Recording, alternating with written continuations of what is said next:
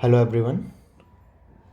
आज हम पढ़ते हैं अपने लेक्चर 2 की ओर, चैप्टर 2 यूनिट फर्स्ट, जिसमें हमने आपको process of adjustment in the monetary expansion तक करा दिया था। ठीक है।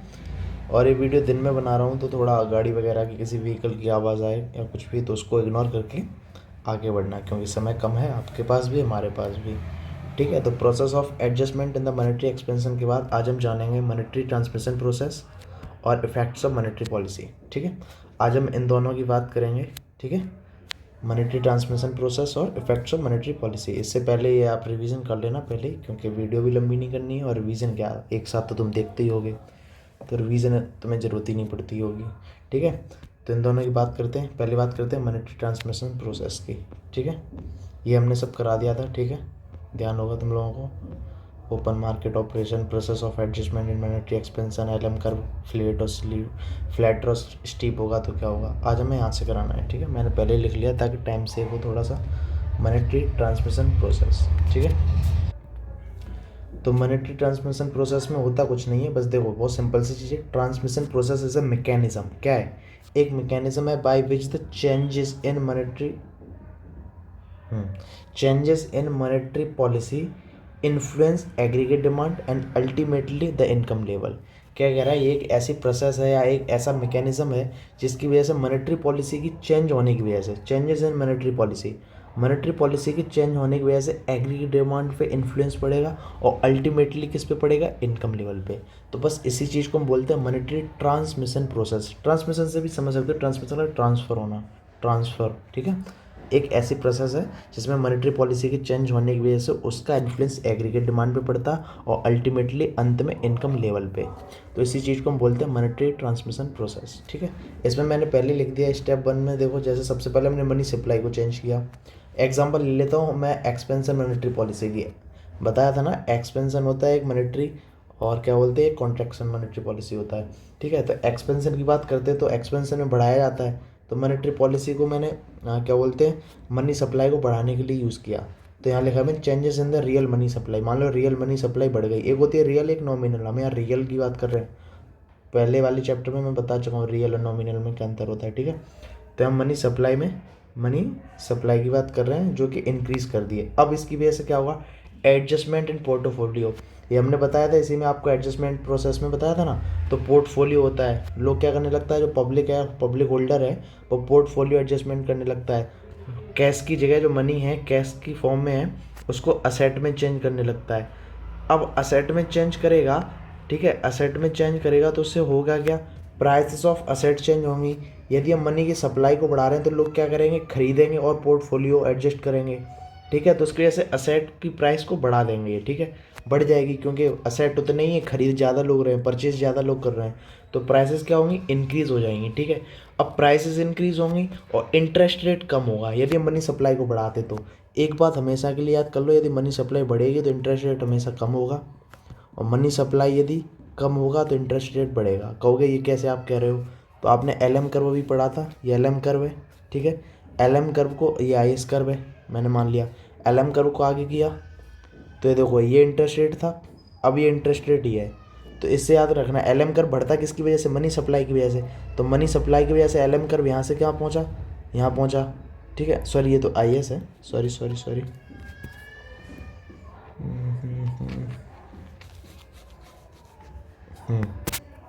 फिर से देखो,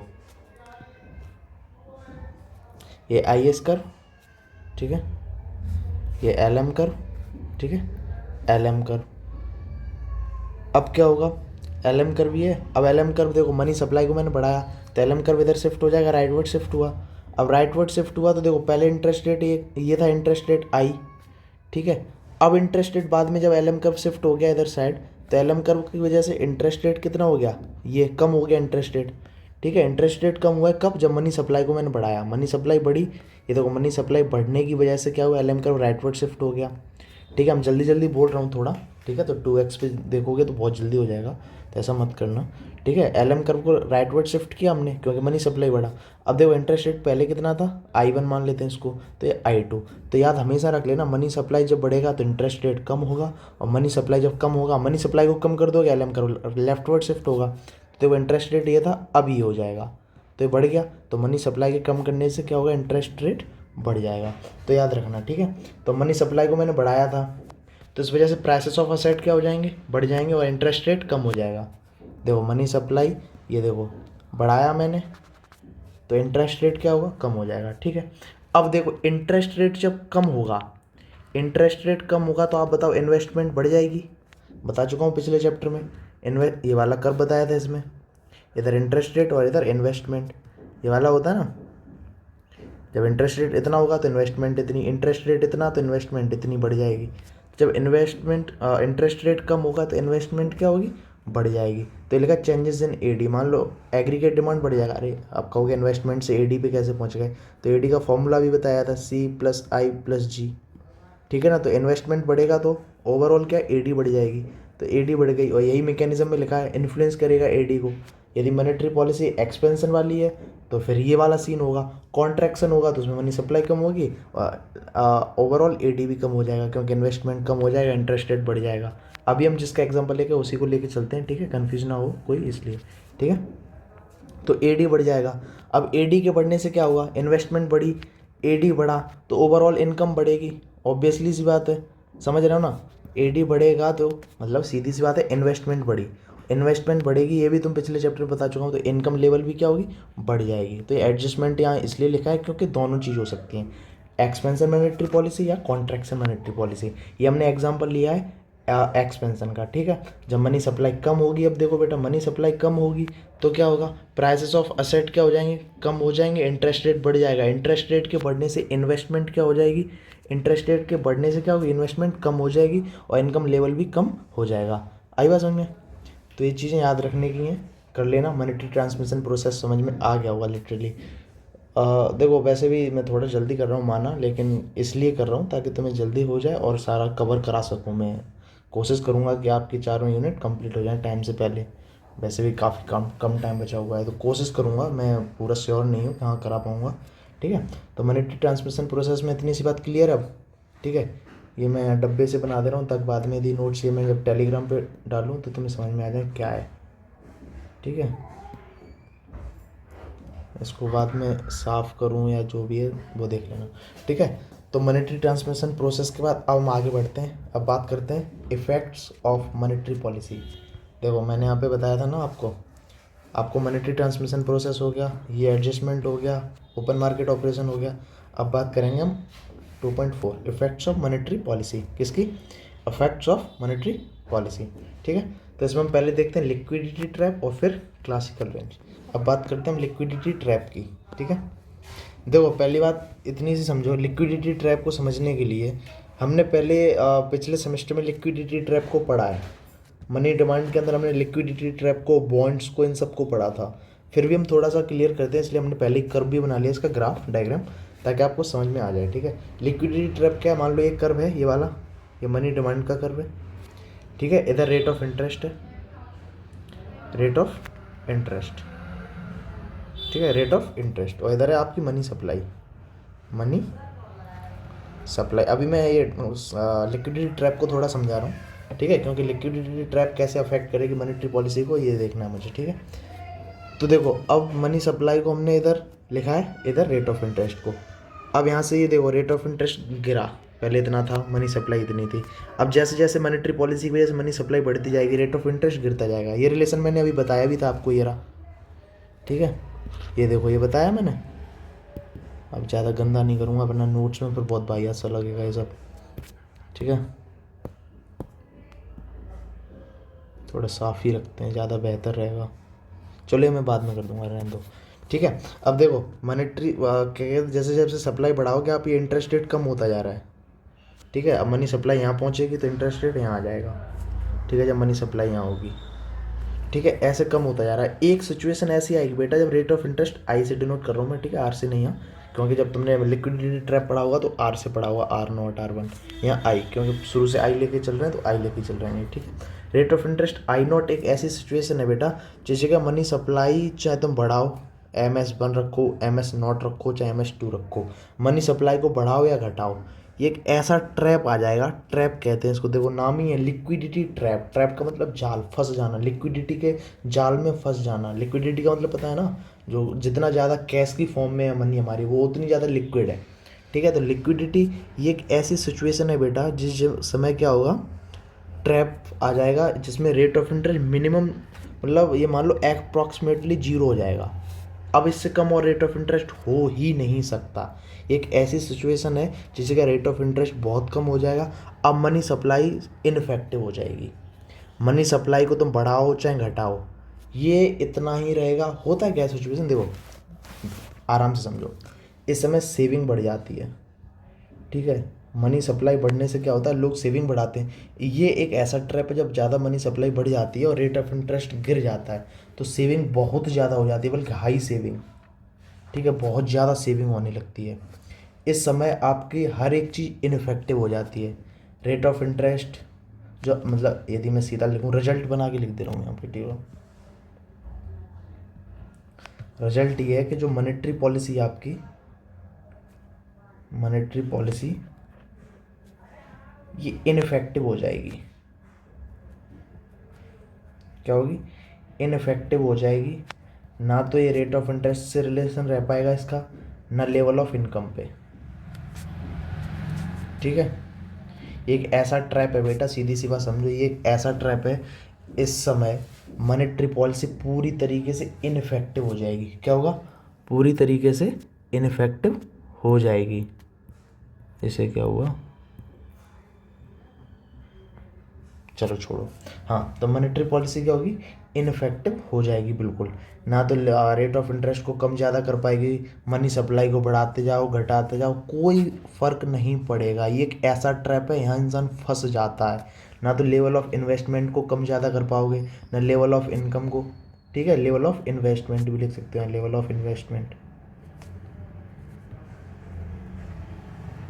मनी सप्लाई भी इस ट्रैप से नहीं निकाल पाएगी।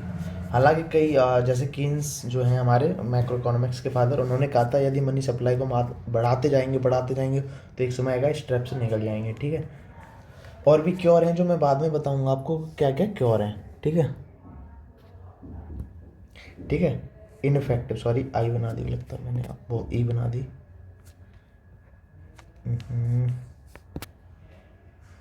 ठीक है, इनफेक्टिव, ठीक है। मॉनेटरी पॉलिसी क्या हो जाएगी, पूरी तरीके से इनफेक्टिव हो जाएगी। हम लिख सकते हैं रिजल्ट में ऐसे भी, monetary policy is totally ineffective, totally ineffective in changing the level of income, ठीक है, and interest rate. Level of investment, चलो ओवरऑल इन्वेस्टमेंट इनकम ही हो जाएगी, तो इसे ना भी लिखो तो चलेगा। चलो लिख दे रहा हूँ, अरे यार रहने दो, ठीक है, लेवल ऑफ इन्वेस्टमेंट, ठीक है। तो ये चीज़ समझ में आई तुम्हें, आई होप समझ में आ गई होगी। ये तो लिक्विडिटी ट्रैप का मैंने ग्राफ बनाया था जो तुम पहले पढ़ के आए हो, ठीक है, लिक्विडिटी ट्रैप का, ठीक है, जो प्रीवियस सेमेस्टर में। यदि किसी को याद नहीं रहा हो या फिर भूल गए हो तो गो थ्रू करा दिया मैंने, ठीक है। तो ये लिक्विडिटी ट्रैप, इसको हाईलाइट कर देता हूँ क्योंकि यदि हाईलाइट नहीं करेंगे तो बाद में नोट्स में दिक्कत होगी, ठीक है। तो इसको थोड़ा सा हाईलाइट कर देता हूँ लिक्विडिटी ट्रैप को, ठीक है। इसको भी कर देता हूँ इफेक्ट्स ऑफ मॉनेटरी पॉलिसी, ठीक है।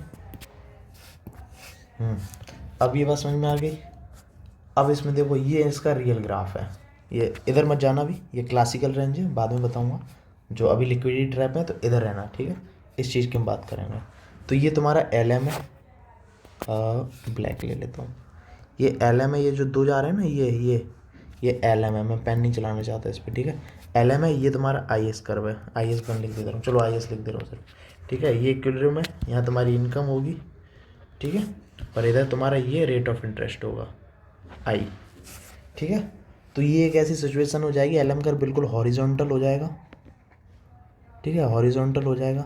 इधर तुम्हारी इनकम ली है मैंने, इनकम, और इधर रेट ऑफ इंटरेस्ट लिख देता हूँ मैं, रेट ऑफ इंटरेस्ट, ठीक है। ये इसी से आगे की सिचुएशन कह सकते हो, लेकिन यहाँ पे हमने मनी सप्लाई और रेट ऑफ इंटरेस्ट का लिया इसलिए इसको अलग बनाया है। यहाँ इनकम है, ठीक है, या आउटपुट भी कह सकते हो इसे, आउटपुट है, जीडीपी भी लिख सकते हो, ठीक है। तो ये सिचुएशन है तुम्हारी, इस चीज़ को हम बोलते हैं, इसको देखो एक तो नाम ये दिया है कीन्स तो पता है ना, फादर्स ऑफ मैक्रो इकोनॉमिक्स, तो उन्होंने ये थ्योरी दी थी, तो इसलिए इनका ये इस रेंज को हम कीन्स रेंज भी बोलते हैं, ठीक है, कीन्सियंस रेंज या फिर लिक्विडिटी ट्रैप, ठीक है, इस सिचुएशन को, ठीक है, ये जो है ये वाली, ठीक है, ये है तुम्हारी। अब इसको समझते हैं, इसकी बारी आती है, ये है क्लासिकल रेंज, क्लासिकल रेंज, ठीक है।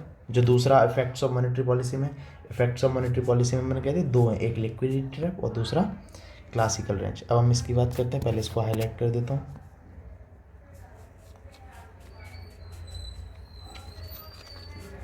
ठीक है, क्लासिकल रेंज काफ़ी बड़ा लिख दिया था। देखो क्लासिकल रेंज समझने के लिए मैंने कब वगैरह तो वैसे ही बना लिए हैं पहले से ही, ठीक है। एक फॉर्मूला आपने पढ़ा होगा, जो मैंने पिछले चैप्टर में आपको पढ़ाया था, LM कर पढ़ाते समय, तो मैंने कहा था nominal money supply upon price level equal to K/-HI।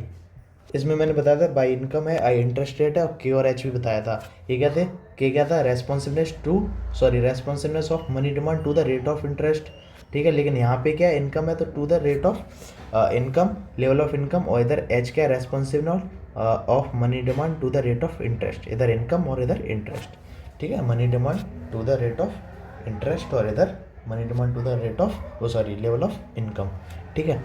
इस समय क्लासिकल रेंज में क्या होता है बेटा, क्लासिकल रेंज में यहाँ हम सीधा लिख दे रहा हूँ वेयर एच इक्वल टू 0, ठीक है। इस जगह क्या होता है, H 0 हो जाता है, तो इसका मतलब रेट ऑफ इंटरेस्ट से डिपेंडेंट ही नहीं रहता।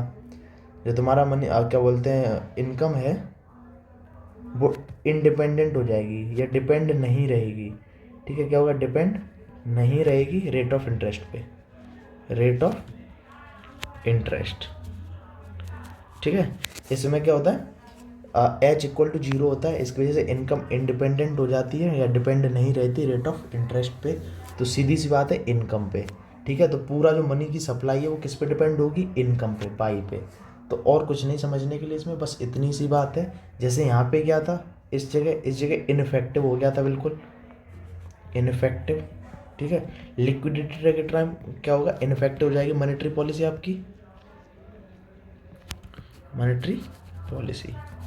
क्लासिकल रेंज में अपोजिट होगा, क्लासिकल रेंज में पूरी तरीके से हाईली इफेक्टिव लिख सकते हो या हाईली लिख देता हूँ, चलो हाईली इफेक्टिव, हाईली इफेक्टिव किस पे, मॉनेटरी पॉलिसी पे, मॉनेटरी पॉलिसी, ठीक है। अब मनी सप्लाई की चेंज करने से, देखो यहाँ मैंने लिखा भी है MS1 MS2 मनी, सॉरी इधर मनी सप्लाई नहीं लिखूंगा, सॉरी मनी, ये LM कर में ना तुम्हारे LM1 LM2, ठीक है। ये बिल्कुल वर्टिकल हो जाएंगे, जब H पे डिपेंड नहीं करेंगे तो वर्टिकल हो जाएंगे। वर्टिकल फुल एम्प्लॉयमेंट के टाइम भी होते हैं, ठीक है। फुल एम्प्लॉयमेंट जब होता है तब भी होते हैं, ठीक है। फुल एम्प्लॉयमेंट के टाइम में वर्टिकल हो जाते हैं LM कर्व। तो यहाँ LM कर्व क्या है, ये वाला सिर्फ मैं लेता हूँ, चलो यहाँ पे ये है तुम्हारा IS कर्व, कलर चेंज कर लेता हूँ, रेड ले लेता हूँ, IS कर्व है ये, ठीक है। IS1 लिख देता हूँ इसे IS0 लिख देता हूँ। ये पिछला पढ़ा है जो केन्सेंस थ्योरी, उसमें, ठीक है, IS0, ठीक है। अब यहाँ पे क्या है, IS1 है। अब देखो यहाँ LM1 ये है, LM रेट ऑफ इंटरेस्ट पे बिल्कुल भी क्या बोलते हैं, सॉरी क्या बता रहा था मैं, हाँ रेट ऑफ इंटरेस्ट पे बिल्कुल भी डिपेंड नहीं करेगी। चाहे रेट ऑफ इंटरेस्ट यहाँ हो तो यहाँ हो जाएगा रेट ऑफ इंटरेस्ट, चाहे फिर यहाँ हो, कोई इफेक्ट नहीं करेगी, ठीक है। तो जो LM कर्व है ये ऐसा बना है। अब पूरी तरीके से इनकम या इन्वेस्टमेंट चेंज कब होगी, जब मनी की सप्लाई को आप बढ़ाओगे। तो मनी की सप्लाई MS1 से, मान लो इस समय MS1 है मनी की सप्लाई यहाँ पे, ठीक है, MS1। अब मनी की सप्लाई जब हम बढ़ाएंगे तो LM कर्व शिफ्ट हो जाएगा राइटवर्ड, तो देखो ये राइटवर्ड शिफ्ट हो जाएगा इधर साइड, ठीक है, ये मतलब ये वाला, ठीक है, राइटवर्ड शिफ्ट होगा LM2। इस समय मनी की सप्लाई कितनी है, MS2, ठीक है। तो IS कर्व भी शिफ्ट हो जाएगा, ठीक है। मतलब IS कर्व क्या होगा, इसको नीचे कट करेगा, शिफ्ट नहीं सॉरी, हाँ थोड़ा सा इसको ऊपर बना लेता हूँ,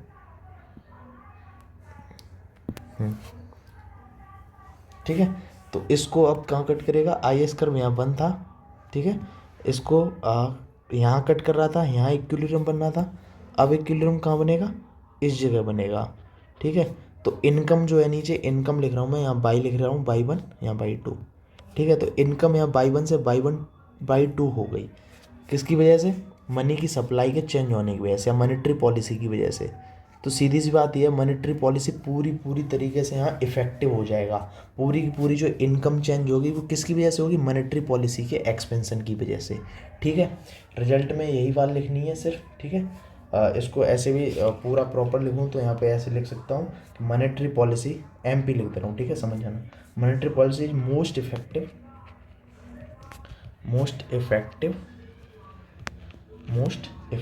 इन changing level of income, the level of income. ठीक है, यहाँ लेवल ऑफ इनकम चेंज ही नहीं होगी इस वाली सिचुएशन में। लेवल ऑफ इनकम पे कोई भी मॉनेटरी पॉलिसी का नहीं, IS की वजह से हो सकता है। IS इधर ही शिफ्ट होता है इधर साइड, तो देखो यहाँ से इनकम चेंज होकर इधर हो जाएगी। ठीक है, लेकिन LM की वजह से यहाँ नहीं होगा। तो यहाँ मॉनेटरी IS फिस्कल पॉलिसी पे चला जाएगा। मैं यहाँ मॉनेटरी पॉलिसी की बात कर रहा हूँ, तो मॉनेटरी पॉलिसी की बात कर रहा हूँ, तो मॉनेटरी पॉलिसी की वजह से नहीं होगा कुछ भी।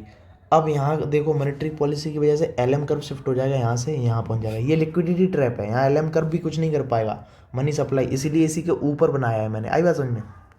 ठीक है, अब यहाँ LM इधर शिफ्ट हो जाएगा तो IS इसको यहाँ कट करेगा, तो ये जो E2 पॉइंट लिख दे रहा हूँ इसे E1 लिख दे रहा हूँ। ठीक है, तो इक्विलिब्रियम E1 से कहाँ पहुँच जाएगा, E2 पे पहुँच जाएगा। इनकम बाई 1 से क्या हो जाएगी, बाई 2 हो जाएगी। तो वही लिखा है कि जो मॉनेटरी पॉलिसी है is most effective in changing the level of income. तो लेवल ऑफ इनकम पे जो चेंज होगा वो मोस्ट इफेक्टिव किसकी वजह से होगा, MP की वजह से, मॉनेटरी पॉलिसी की वजह से। ठीक है, मॉनेटरी पॉलिसी है ये। ठीक है, मॉनेटरी पॉलिसी आई बात समझ में भेजे में? ठीक है, इतनी सी बात समझ में आई। आई होप ये दोनों इफेक्ट्स हैं जो मॉनेटरी पॉलिसी को समझ में आ गए होंगे। सीधी सी बात, यदि मैं पूरा समरी दूँ इस चीज़ का, तो मॉनेटरी पॉलिसी के इफेक्ट दो हैं। मॉनेटरी पॉलिसी पहला, दूसरा। इधर आपका क्या है, लगता है अंकल ने TV चला ली। ठीक है, इधर क्या बता रहा था मैं, हाँ, लिक्विडिटी ट्रैप, इस जगह इनफेक्टिव हो जाएगी, इनफेक्टिव। और इधर लिक्विडिटी ट्रैप की जगह क्लासिकल रेंज है, इधर क्लासिकल जो इकोनॉमिस्ट थे उन्होंने दी थी क्लासिकल रेंज। ठीक है, इस समय वर्टिकल हो जाएगा LM कर्व तुम्हारा, वर्टिकल ऐसा। ठीक है, और इस समय क्या होगी, मोस्ट इफेक्टिव हो जाएगी, मोस्ट इफेक्टिव। ठीक है, अब एक चीज़ और इसमें देख लो, उसके बाद ख़त्म करता हूँ। देखो यहाँ हम बात कर रहे हैं zero lower bound, ZLB, zero lower bound. ये क्या है, lower limit on interest rate imposed by monetary policy. की मॉनेटरी पॉलिसी तो चेंज कर सकती है इंटरेस्ट रेट। ठीक है, तो उसकी लोअर लिमिट है कि lower limit on interest rate imposed by monetary policy. एक लिमिट होती है, उससे ज़्यादा क्या कर सकते हैं, उससे ज़्यादा इंटरेस्ट रेट को, मान लो 2% है तो 2% से और कम इंटरेस्ट रेट को नहीं कर सकते। ठीक है, और क्या होगा यदि इंटरेस्ट रेट को ज़्यादा कम करेंगे, तो फेजेस लिक्विडिटी ट्रैप। अभी बताया था ना, ये किसकी वजह से, ये देखो इंटरेस्ट रेट कम होता गया है ना, तो इसी की वजह से हमने ये लिक्विडिटी ट्रैप को देखा। तो इसको फेस किसकी वजह से करेंगे, यदि इंटरेस्ट रेट को कम करते जाएंगे, तो इसी के लिए ZLB बनाया। ठीक है, अब जानता हूँ बैकग्राउंड नॉइज़ ज़्यादा आने लगा होगा, लेकिन मैं ख़त्म करने की कोशिश कर रहा हूँ, जल्दी हो जाएगा। ठीक है, तो ZLB जीरो लोअर बाउंड। ठीक है, बाउंडेशंस होती हैं, इससे और ज़्यादा इंटरेस्ट रेट को कम नहीं किया जा सकता, एक लिमिट होती है। ठीक है, एक लिमिट होती है इम्पोज बाय मॉनेटरी पॉलिसी। यदि इसको और कम करते हैं, लिमिट को क्रॉस करते हुए और इंटरेस्ट रेट को हम कम करते हैं, तो उसकी वजह से हमें लिक्विडिटी ट्रैप को फेस करना पड़ेगा, और ये बहुत ही सही नहीं रहेगा। मॉनेटरी पॉलिसी इनफेक्टिव हो जाती है, जैसा कि हम जान चुके हैं। ठीक है, एग्जाम्पल में डेनमार्क ये नेगेटिव में चला गया था, इंटरेस्ट रेट, इसका मतलब डिफ्लेमेशन आ गया था। जैसे एक इन्फ्लेमेशन होता है, यहाँ डिफ्लेमेशन आ गया था। डिफ्लेशन, इन्फ्लेशन में महंगाई बढ़ती है कि कोई चीज़ 2 की आ रही थी अब 4 की आ रही है। डिफ्लेशन में उल्टा होता है, पहले 2 की आ रही थी अब ये 50 पैसे की आने लगी। ठीक है, 50 पैसे की आने लगी, और ये भी हानिकारक होता है, देश के लिए अच्छा नहीं होता। ठीक है, USA में रिसेशन का टाइम आया था 2008 में, तब ZLB जो था zero lower bound interest rate, वो 0.16 चला गया था। तो ये भी सिचुएशन गंदी थी उस समय। ठीक है, रिसेशन USA में काफ़ी जाना माना है। ठीक है, पिछले सेमेस्टर में भी ये एग्जाम्पल सुना होगा, पहली यूनिट में ही। ठीक है, क्योर बचने का क्या फ़ायदा है, मतलब लिक्विडिटी ट्रैप से कैसे क्योर कर सकते हैं, बच सकते हैं। तो देखो, कीप इन्फ्लेशन रेट, ठीक है, 2% के लगभग। कह रहा है इन्फ्लेशन है जो महंगाई है वो 2% के लगभग रखनी चाहिए, कम नहीं करनी चाहिए, डिफ्लेमेशन का केस ना बने। ठीक है, तो इन्फ्लेशन रेट इतना रहना चाहिए। यदि इंटरेस्ट रेट को लो कर रहे हो, उसी समय कर सकते हो जो इन्फ्लेशन भी लो हो। दूसरा क्योर क्या है, मनी सप्लाई को बढ़ाया जाए, बॉन्ड खरीदे जाए लॉन्ग टर्म के लिए। देखो, बॉन्ड जब खरीदेगी गवर्नमेंट, बॉन्ड खरीदेगी तो मनी की क्या बोलते हैं, सप्लाई उधर पहुंचाएगी। ठीक है। मनी की सप्लाई क्या होगी, बढ़ जाएगी, लोगों के पास पैसा ज़्यादा पहुंच जाएगा। तो मनी सप्लाई को बढ़ाते जाएं, ये कीन्स ने कहा था ये बात, ठीक है, कीन्स ने कही थी। वैसे ज़्यादा इनफेक्टिव है, ज़्यादा मतलब इफेक्टिव नहीं है, ठीक है। लेकिन और एक चीज़ कहा था, इंटरेस्ट रेट को बढ़ाने की कोशिश करें, गवर्नमेंट इंटरेस्ट रेट को बढ़ाए, मॉनेटरी पॉलिसी भी क्या करे, इंटरेस्ट रेट को बढ़ाए, ठीक है। तो ये लिक्विडिटी ट्रैप से बचने के तरीके हैं, ठीक है। ये क्योर हो गया तुम्हारा, जेड वैल्यू भी बता दिया, समझ में आ गया होगा। कोई चीज़ नहीं आई कमेंट में बता देना, मैं फिर से कर दूंगा, कोई दिक्कत नहीं। क्लासिकल रेंज बता दिया तुम्हें, यहाँ लिक्विडिटी ट्रैप बता दिया है, ठीक है। इससे पहले ट्रांसमिशन प्रोसेस, ये तो सिंपल था ही, क्या था, कुछ नहीं था, मनी सप्लाई में चेंज हुआ, मनी सप्लाई की वजह से प्राइस ऑफ असेट में होगा, ठीक है, रेट ऑफ इंटरेस्ट में होगा, रेट ऑफ इंटरेस्ट की वजह से एग्रीगेट डिमांड में होगा, इन्वेस्टमेंट में चेंज होगा, उसकी वजह से एग्रीगेट डिमांड में होगा, और सीधा अल्टीमेटली कहाँ होगा, इनकम लेवल पे, ठीक है। तो आज के लिए इतना रखते हैं, ठीक है। अब अगले में हम पढ़ेंगे fiscal policy and crowding out, ठीक है। इसे कोशिश करूँगा एक ही लेक्चर में सल्टाने की, और उसके बाद output composition and the policy mix, ज़्यादा से ज़्यादा 2 लेक्चर आएंगे, 2 लेक्चर में ख़त्म करा दूंगा ये चैप्टर भी, मतलब पहली यूनिट कंप्लीट, ठीक है, यूनिट 1 पहली कंप्लीट। और एक बात और, यूनिट 1 तुम्हारी 40% एग्जाम में आएगी, बाकी जो 3 यूनिट बची हुई हैं ये 20% ईच, ठीक है। 40% यूनिट 1 से आता है, तो यूनिट 1 बहुत ज़्यादा ज़रूरी है। 40% ये कर लोगे और 2 यूनिट और कर लें तो तुम्हारे नंबर पूरे हो जाएंगे, मतलब जितने भी होते हैं CGP वगैरह बेटर आ जाएगी, ठीक है। तो यूनिट 1 तो बहुत ज़रूरी है, करनी ही पड़ेगी आपको, तो यूनिट 1 पूरी करें करें करें। उसका कम से कम 2 यूनिट और कंप्लीट कर लें एग्जाम में पूरे क्वेश्चन आने के लिए। वैसे भी 7 क्वेश्चन आते हैं, 5 करने होते हैं, ठीक है। तो यदि 2 क्वेश्चन छोड़ोगे 20% हट भी जाएगा तो कोई दिक्कत नहीं, तो कम से कम 3 यूनिट तो कंप्लीट करनी है। तो मैं वही कोशिश करूँगा, यदि सब ना हो पाए तो कम से कम 3 यूनिट तो मैं यहाँ कंप्लीट करा दूँ, ठीक है। ओके, मिलते हैं अगले लेक्चर में, तब तक के लिए बाय, नमस्कार, सत श्री अकाल, मिलते हैं अगले वीडियो में, थैंक यू।